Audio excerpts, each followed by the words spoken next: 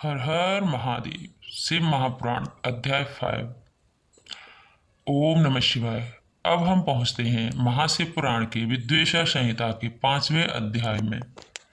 यह अध्याय पूर्णतः समर्पित है शिव भक्ति की सच्ची विधियों को, जहां बताया गया है कि कोई भी मनुष्य कैसे शिव की कृपा को प्राप्त कर सकता है।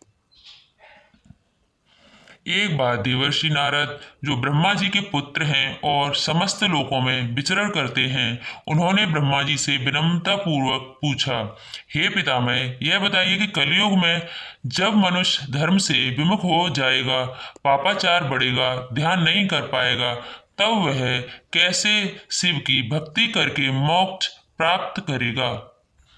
ब्रह्मा जी मुस्कुराए और बोले, हे नारद, इस प्रश्न से तुमने अनगिनत जीवों का कल्याण किया है। सुनो, मैं तुम्हें भगवान शिव के वचन सुनाता हूँ, जो उन्होंने स्वयं मुझे और विष्णु को बताए थे।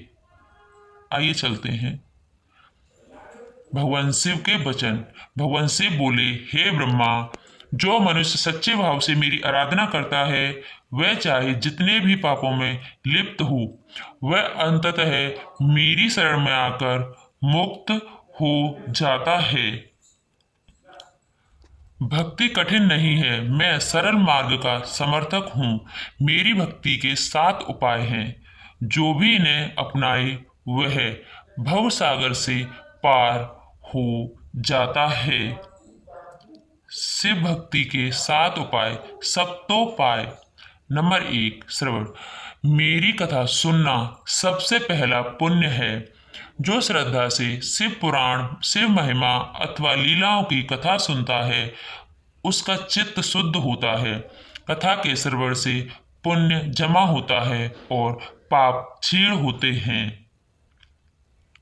भावार्थ, यदि कोई भक्त कथा सुनता है तो शिव उसमें उपस्थित स्थित हो जाते हैं।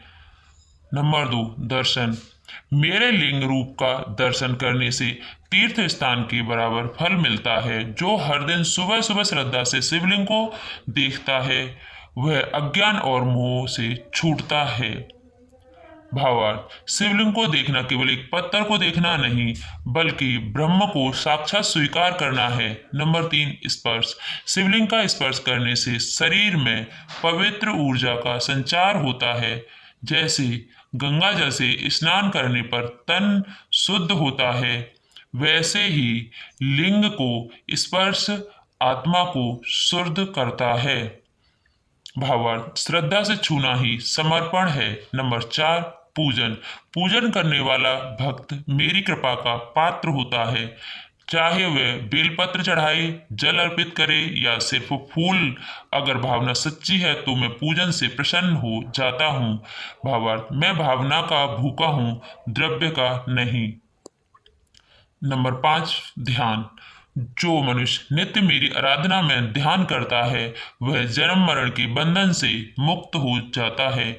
त्रिनेत्र चंद्रशेखर गंगाधर, भस्मधारी नीलकंठ, इन रूपों में मेरा ध्यान कर जो भक्त लीन होता है, वह साक्षात शिव स्वरूप को जाता है। भावार्थ, ध्यान ही आत्मा और परमात्मा का मिलन होता है। आइए चलते हैं स्तुति की ओर। नंबर 6, स्रोत। स्तुति। जो भक्त मेरी स्तुति करता है, शिवाष्टक, महामृत्युंजय, लिंगाष्टकम आदि, वह स्वयं को ब्रह्म से जोड़ देता है। ओम त्र्यंबकम यजामहे सुगंधिम पुष्टिवर्धनम उर्वारुकमिव बंधनात् मृत्योर्मोक्षी मामृतात्। इस महामंत्र से जीवन शक्ति जागृत होती है। भावार्थ, नाम और स्रोत के उच्चारण से चेतना शुद्ध होती है। नंबर 7, स्मरण। सबसे सरल मार्ग मेरा नाम जपना है। ओम नमः शिवाय। यह पंचाक्षरी मंत्र साक्षात मोक्ष का द्वार है।